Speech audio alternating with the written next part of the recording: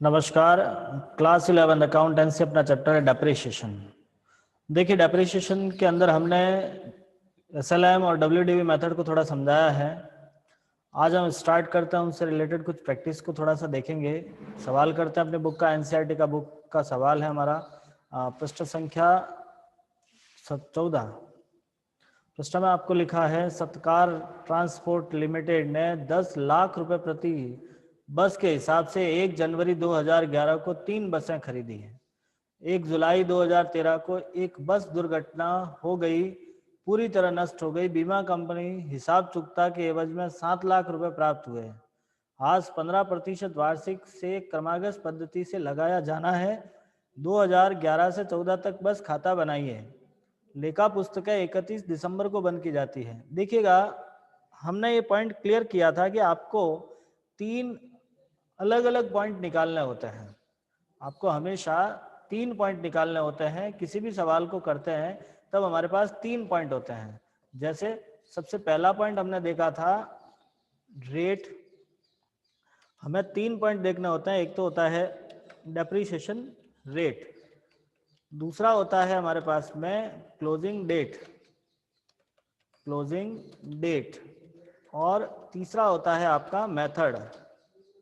तो आप इस सवाल में इन तीनों चीजों को थोड़ा सा देखोगे। आपके पास रेट दिया हुआ है 15% पर एनम। 15% आपके पास में रेट है। आपके पास क्लोजिंग डेट 31 दिसंबर है, और मेथड है आपके पास में डब्ल्यूडीवी। अब आप कहोगे डब्ल्यूडीवी कैसे हुआ?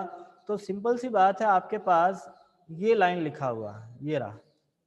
आपको मैं दिखा पा रहा हूँ, आप देख पा रहे हो। आपको ये लिखा हुआ है कि आपका खाता 31 दिसंबर को बंद किया जा रहा है। तो हमारे पास 3 अलग अलग चीजें दे रखी है। इन तीनों के बेस पे हम सवाल को हल करते हैं। आप देखने की कोशिश कीजिएगा थोड़ा सा। आपके पास सवाल लिखा हुआ है, उस सवाल को हम थोड़ा सा समझते हैं। देखिए, सबसे पहले आपने मशीन खरीदी थी। हमने जो मशीन खरीदी थी वो खरीदी है आपने 1 जनवरी 2011 को।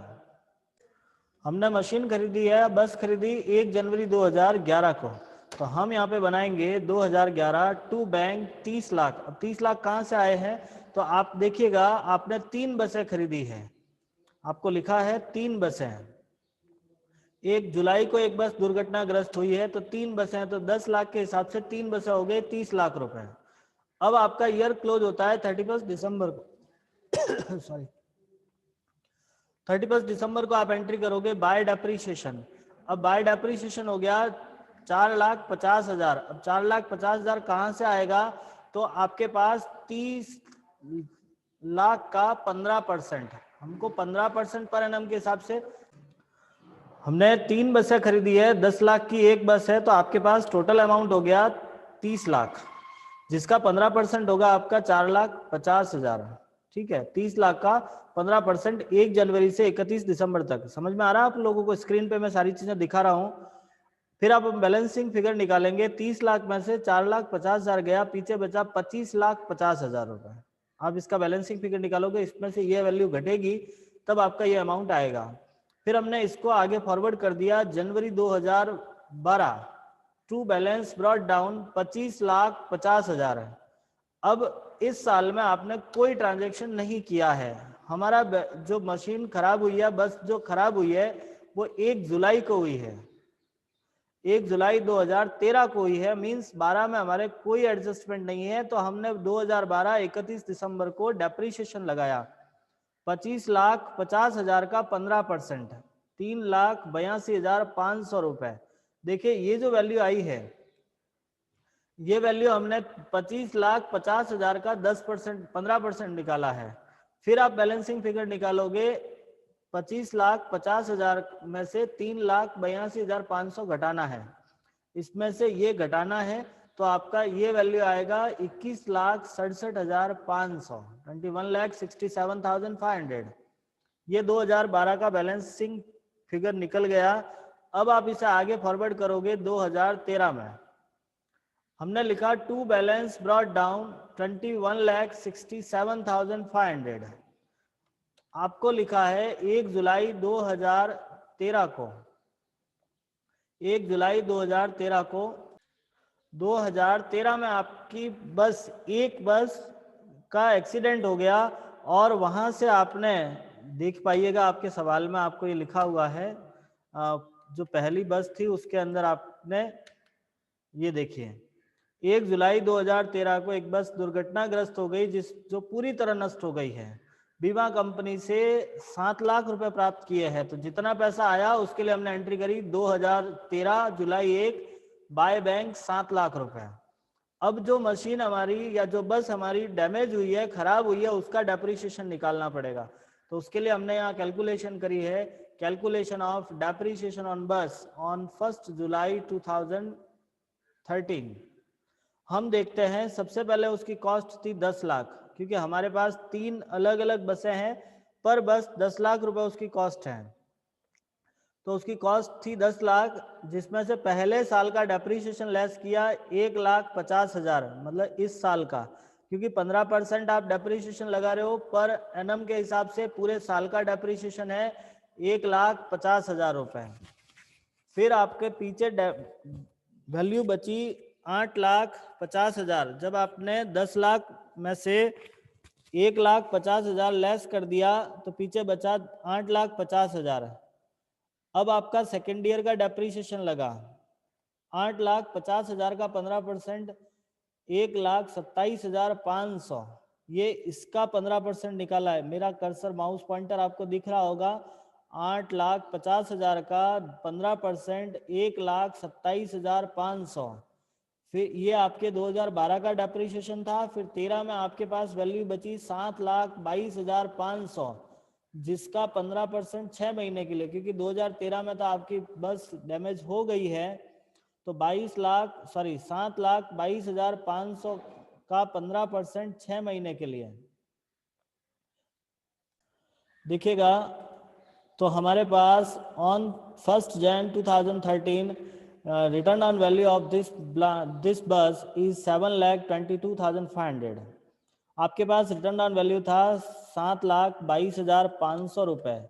अब इसका डेप्रिसिएशन लगेगा 15% 6 महीने के लिए। 6 महीने कहाँ से आए?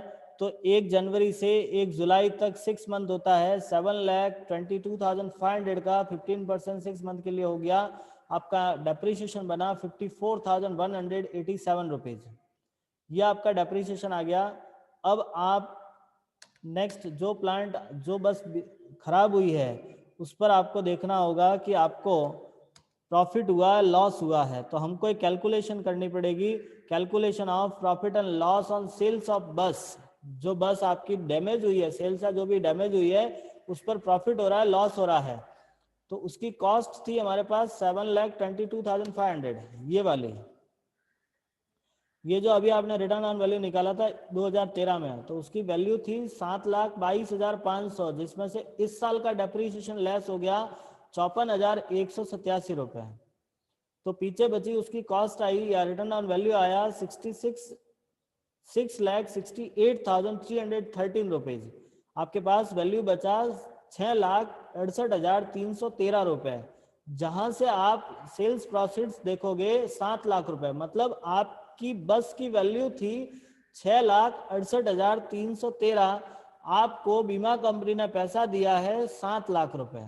आपको बीमा कंपनी ने पैसा दिया 7 लाख रुपए, तो आपके पास प्रॉफिट है 31,687। देखिए इतना पैसा, इतने की बस थी, आपको मिला इतना है, ज्यादा मिल रहा है इसलिए आपको प्रॉफिट हुआ। प्रॉफिट हो रहा है इसलिए आप यहाँ पे लिखोगे to profit and loss 31,687 rupees. अब हम देखते हैं हमारे पास जो रिमेनिंग मशीन बची है, जो बाकी बची है, उनका डेप्रिसिएशन लगाना पड़ेगा। तो हम यहाँ पे डेप्रिसिएशन लगाएंगे। देखिए टोटल हमारे पास में था 21,67,500, जिसमें से 7,22,000 की आपने बेच दी है। पीछे बची 14,45,000 की, जिसका 15% पूरे साल भर के लिए लगाएंगे। आपका डेप्रिसिएशन आ गया 2,16,750 रुपए, जो हमने यहाँ लिख दिया। अब इसका बैलेंसिंग फिगर निकाला, हमारे पास आया 12,28,250। आप लास्ट ईयर ट्रांसफर करोगे टू बैलेंस ब्रॉट डाउन 12,28,250, जिसका डेप्रिसिएशन होगा 15%, 1,84,237, और बैलेंसिंग फिगर आया आपका 10,44,013 रुपये। ये इस तरह से हमने कैलकुलेशन किया। ये न्यूमेरिकल 14 था। नेक्स्ट आगे बढ़ेंगे न्यूमेरिकल 15 को लेकर। देखिए बेटा, आपको इन सवालों को ट्राई करना है, नहीं समझ में आया तो पूछ लीजिएगा। आपके पास नेक्स्ट न्यूमेरिकल 15 है। मैं प्रश्न आपके सामने रीडिंग कर रहा हूँ, थोड़ा सा ध्यान से देखिएगा, समझने की कोशिश करना। जुनेजा ट्रांसपोर्ट ने 1 अक्टूबर 2011 को 2 ट्रक 10 लाख रुपए में 10 लाख रुपए ट्रक से खरीदे।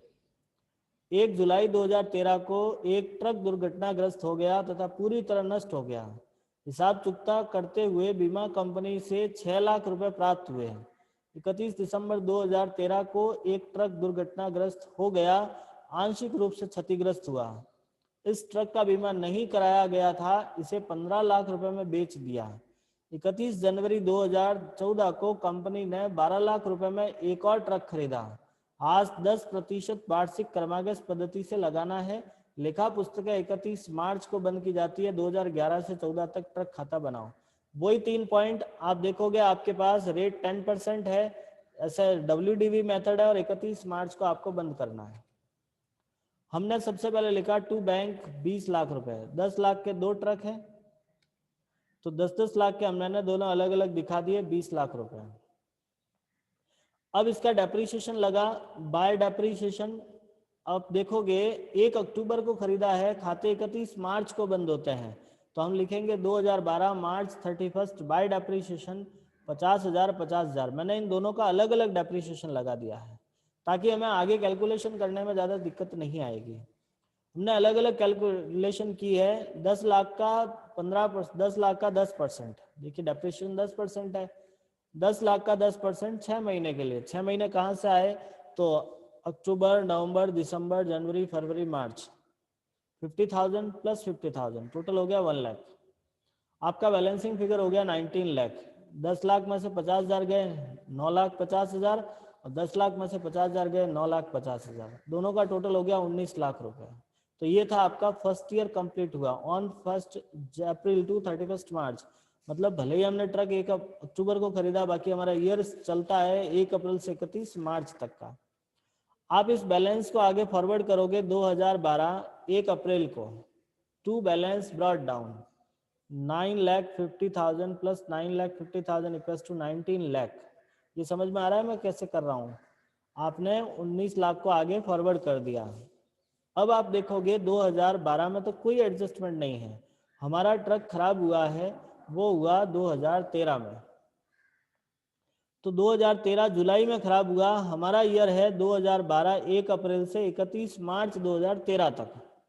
तो जुलाई तो आखिर 2013 मार्च के बाद आता है, मतलब वो अगले साल में है। इस साल इसका कोई एडजस्टमेंट नहीं है। तो सेम वही प्रोसेस आपको टू बैलेंस ब्रॉट डाउन करना है। 9,50,000 प्लस 9,50,000 इक्वल्स टू 19 लाख। इसका डेप्रीशिएशन लगेगा। अब हमारे यहाँ पे मेथड दिया हुआ है WDV, क्रमागत शेष विधि, क्रमागत पद्धति, मतलब आपको बैलेंस का डेप्रीशिएशन लगाना है। आपको बैलेंस डेप्रीशिएशन किसका लगाना है, आपको यहाँ इसका बैलेंस डेप्रीशिएशन लगाना है। 19 लाख का 10% 1,90,000, वही 9,50,000 का 10% 95,000, एंड 9,50,000 का 95,000। ऐसा का ऐसा आपने बैलेंसिंग फिगर निकाल दिया और लिख दिया आपने 1,71,000, सॉरी 17,10,000। तो ये आपका सेकेंड ईयर कंप्लीट हुआ। Any doubt? I am waiting for just your reply. Okay, next we are transferring this amount in the next year. Our next year is start on 1st April 2013, so we are writing here to balance brought down. आपने to balance brought down लिख दिया है। आपने to balance brought down लिखा 17,10,000, ये वाला, ये यहाँ से आपने आगे फॉरवर्ड कर दिया। अब हम देख पा रहे हैं कि हमने पिछले साल हमने एक मशीन खराब हुई है, ये देखिएगा 1 जुलाई 2013 को एक मशीन खराब हुई है। तो हम यहाँ पे एंट्री करेंगे 2013 जुलाई 1 को आप एंट्री करोगे बाय बैंक 6 लाख रुपए। ये 6 लाख कहाँ से आए? तो ये आपकी बीमा कंपनी से 6 लाख रुपए प्राप्त हुए हैं। बीमा कंपनी से 6 लाख रुपए प्राप्त हुए ये वाले, ठीक है। तो इसके लिए आपने एंट्री कर दी बाय बैंक 6 लाख। अब 1 अप्रैल से 1 जुलाई तक डेप्रिसिएशन लगेगा।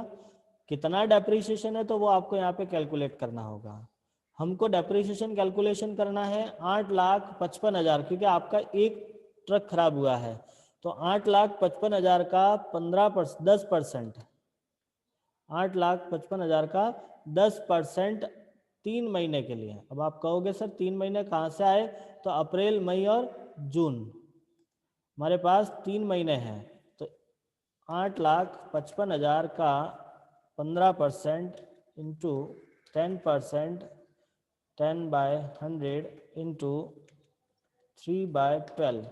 जब आप इसकी कैलकुलेशन करोगे, जो मैंने ये लिखा है इसकी कैलकुलेशन करोगे, तो आपके पास अमाउंट आएगा 27,375 रुपीज़। और ये हमारा डेप्रिसिएशन हो गया, सॉरी 21,000 आएगा। आप ट्राई कीजिएगा, 21,375 ये हमारा डेप्रिसिएशन हो गया। अब आप डेप्रिसिएशन के बेस पर यहाँ प्रॉफिट एंड लॉस निकालोगे। तो प्रॉफिट एंड लॉस के लिए आप देखोगे तो आपके पास 8,55,000 की जो कॉस्ट थी उसमें से आपने डेप्रिसिएशन लेस कर दिया, पीछे बचा आपका रिटर्न डाउन वैल्यू 8,33,625। आपके पास में है 8,33,625, जिसमें से आपका 6 लाख रुपए आपको रिसीव हुआ है। आपके पास प्लांट या जो मशीन है, ट्रक है, वो है तो आपके पास में इतने का, वो है तो आपके पास इस वैल्यू का, लेकिन आपको रिसीव कितना हो रहा है? ओनली 6 लाख। तो आपके यहाँ पे लॉस हो गया 2,33,625 रुपए, ये आपका लॉस हो गया। तो हम इस लॉस को दिखाएंगे बाय P&L अकाउंट। ये इस तरह से आपने दिखा दिया, by profit and loss 2,33,626 rupees. Any doubt? अब इसके बाद हमारा नेक्स्ट आगे बढ़ते हैं। अपना आगे वाला प्रश्न क्या कहता है? तो आपको लिखा है 31 दिसंबर 2013 को एक और ट्रक दुर्घटनाग्रस्त हो गया। जस्ट इसी वर्ष आपका एक ट्रक और दुर्घटनाग्रस्त हुआ है, जिसके बदले में आपको रिसीव हुआ है 15,000 रुपए, 1,50,000 रुपए, जिसके बदले में कंपनी ने इसको 1,50,000 में बेच दिया है। इसके बदले में कंपनी 1,50,000 में बेच रही है। माफी चाहता हूँ, मैं इसमें थोड़ा सा नहीं लिख पाया हूँ, यहाँ मैं आपको लिख के समझा देता हूँ, 1 मिनट। देखिएगा 1,50,000 आपने में बेचा है, हम यहाँ लिखेंगे बाय बैंक 1,50,000 रुपये। यहाँ मैं नहीं लिख पाया था, बाय मिस्टेक यहाँ से हट गया था, हम अब वापस समझ लीजिएगा। आपको लिखना है बाय बैंक 1,50,000 रुपये। नेक्स्ट, इसके बाद हम इसके प्रॉफिट एंड लॉस की कैलकुलेशन से पहले इसका डेप्रिसिएशन कैलकुलेट करते हैं। तो आपकी जो सेकंड बस या सेकंड ट्रक था वो था 8,55,000 का, जिसका 10% 9 महीने के लिए। 9 महीने कहाँ से आए? तो अप्रैल से दिसंबर में खराब हुआ है। तो अप्रैल टू दिसंबर 9 महीने होते हैं। तो 9 महीने का जब हम डेप्रिसिएशन लगाते हैं तो हमारे पास बचता है 64,125 रुपीज। अब आपका प्रॉफिट एंड लॉस निकालते हैं।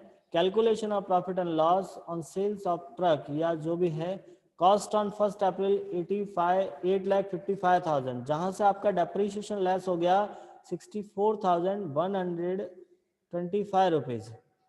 पीछे बचा आपका जो उसकी रिटर्न डाउन वैल्यू होगी वो है आपकी 7,90,875 रुपीज।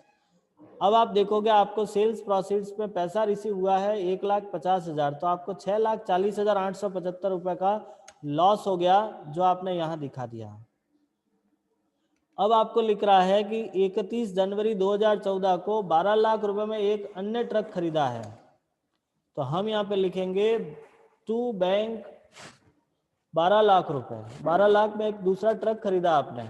तो 12 लाख में आपने एक ट्रक खरीद लिया जिस पर डेप्रीशिएशन लगेगा 31 मार्च को। बाय डेप्रीशिएशन 12 लाख का 10% 2 महीने के लिए 31 जनवरी को खरीदा है, तो जनवरी के बाद फरवरी और मार्च, तो 20,000 रुपये उसका डेप्रीशिएशन हो गया। आपका बैलेंस आएगा 11,80,000 रुपये। तो ये था आपका क्वेश्चन नंबर 15। नेक्स्ट आगे बढ़ते हैं। नेक्स्ट आगे बढ़ेंगे तो अपना प्रश्न संख्या आता है, नेक्स्ट क्वेश्चन आता है 16 नंबर। 16 नंबर क्वेश्चन ट्राई करते हैं। प्रश्न देखिएगा, नोएडा की एक भवन निर्माण कंपनी के पास 5 क्रेन हैं। 1 अप्रैल 2017 को इनकी लेखा पुस्तकों के अनुसार 40 लाख रुपए है। 1 अक्टूबर 2017 को इसने एक क्रेन जिसकी 1 अप्रैल 2017 को कीमत 5 लाख थी 10% लाभ पर बेच दी। उसी दिन उसने 2 क्रेन 4,50,000 रुपए में खरीदी। क्रेन खाता खोलिए। तो हमारा क्वेश्चन है, नोएडा की एक भवन निर्माण कंपनी के पास 5 क्रेन है। 1 अप्रैल 2017 को इनकी लेखा पुस्तकों के अनुसार 40 लाख रुपए है। 1 अक्टूबर 2017 को एक क्रेन जिसकी 1 अप्रैल 2017 को कीमत 5 लाख थी 10% लाभ पर बेच दी। उसने 2 और क्रेन 4,50,000 रुपये प्रति क्रेन के हिसाब से खरीदी है। क्रेन खाता खोलना 31 मार्च को खाते बंद करते हैं। क्रमागत हास पद्धति पर निकालते हैं। देखिए, हमने एक अकाउंट बनाया, क्रेन अकाउंट। सबसे पहले लिखा 1 अप्रैल 2017 को टू बैलेंस ब्रॉट डाउन, जिसका अमाउंट है आपके पास में 40 लाख रुपए। ठीक है, अब आपने 1 अक्टूबर को एक क्रेन बेच दी है, 10% प्रॉफिट पे आपने बेची है। 10% प्रॉफिट पे आप अपनी क्रेन बेच रहे हो। तो सबसे पहले हम लिखते हैं calculation of depreciation on sales of crane. जो क्रेन हमने बेची है उस पर डेप्रीशिएशन कितना लगेगा, तो जिसकी कॉस्ट थी 5 लाख रुपए, 5 लाख का 10% 6 मंथ के लिए 25,000 हो गया। हमने लिख दिया बाय डेप्रीशिएशन 25,000। अब आप देखते हो कि जो क्रेन बेची है उस पर प्रॉफिट कितना होगा। तो 5 लाख में से 25,000 आपका डेप्रीशिएशन गया, तो पीछे बचा 4,75,000, जिसको आपने 10% प्रॉफिट पे बेचा है। सवाल में लिखा है ना आपको, ये रहा कि 5 लाख थी जिसको 10% प्रॉफिट पे बेचा है। तो ऐसी कंडीशन में आप लिखोगे 4,75,000 का 10% 47,500, तो वो आपने यहाँ पे प्रॉफिट दिखा दिया। प्रॉफिट हमेशा डेबिट साइड में शो होता है। To profit and loss 47,500। अब आपको रिसीव कितना होगा, ये तो अमाउंट आपको यहाँ दिया हुआ नहीं है। हमको तो ये लिखा है कि हमने प्रॉफिट पे बेचा है, तो हम यहाँ निकालते हैं सेल्स प्रोसीड्स ऑफ क्रेन। उसकी कॉस्ट थी 4,75,000, जिसमें 47,500 रुपये आपने रिसीव एक्स्ट्रा किया है, प्रॉफिट का रिसीव किया है। तो आप को अमाउंट रिसीव होगा 52,500 रुपये, सॉरी 5,22,500, सॉरी 5,22,500 रुपये रिसीव हो गया। अब जो बाकी की प्ले बची है उससे रिलेटेड हम एंट्री करते हैं। आपको लिखा है तथा उसी दिन 2 अन्य क्रेन और खरीदी है। 4,50,000 रुपये के हिसाब से 2 क्रेनें खरीदी है। तो हमने लिख दिया टू बैंक 9 लाख रुपए, 4,50,000 4,50,000। अब ये वाला जो डेप्रीशिएशन निकालना वो कैसे निकलेगा, तो हमारे पास 40 लाख की क्रेन थी जिसमें से 5 लाख की तो बेच दी, पीछे बची आपकी 35 लाख। 35 लाख का 10% 3,50,000, और 9 लाख की जो अभी खरीदी है उसका 10% 9 महीने के लिए 67,500। 9 महीने कहाँ से आए, तो आपका 1 अप्रैल से 1 अक्टूबर तक, 1 अप्रैल से 1 अक्टूबर, जनवरी फरवरी मार्च अप्रैल मई जून, सॉरी 9 महीने नहीं होगा, 6 महीने होगा। ये जो कैलकुलेशन थोड़ी सी रॉन्ग है, 6 महीने के लिए होगा। यहाँ से आपको इसको थोड़ा सा चेंज कर दीजिएगा।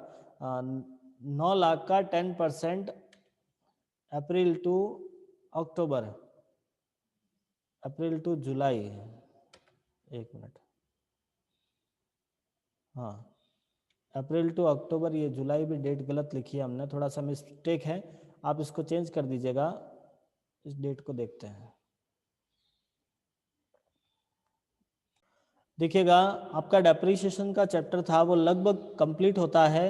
इस चैप्टर के अंदर आपके पास एसएलएम मेथड और डब्ल्यूडीबी मेथड ही इस बार समझनी है। प्रोविजन, रिजर्व, वो सारी चीज़ें इस बार इस सिलेबस में नहीं है। कोविड के कारण आपका सिलेबस रिड्यूस किया गया है, उस रिड्यूसिंग सिलेबस के अंदर बहुत सारी चीज़ें यहाँ से हटा दी गई हैं। तो हमारे पास जो सिंपल चैप्टर था वो उतना हमने कंप्लीट कर लिया है। आपको हमने पहले भी बता चुके हैं, कल आपका टेस्ट रहेगा डेप्रीशिएशन से रिलेटेड, तो आपको इस चैप्टर को अच्छे ढंग से पढ़ना है। कल सुबह 10 बजे आपको टेस्ट की लिंक भेजी जाएगी, जिसको ऑनलाइन टेस्ट आपको कंप्लीट करना है। देखोगे, समझने की कोशिश करोगे, नहीं समझ में आया तो आपको हमको पूछना है। और नेक्स्ट हमारा टॉपिक स्टार्ट करेंगे हम फाइनल अकाउंट।